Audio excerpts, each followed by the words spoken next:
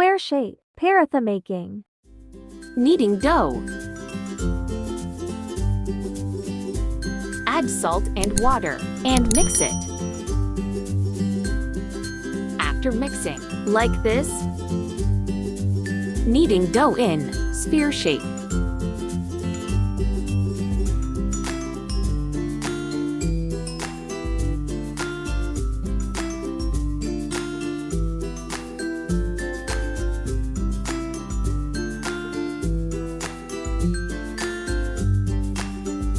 Add some oil.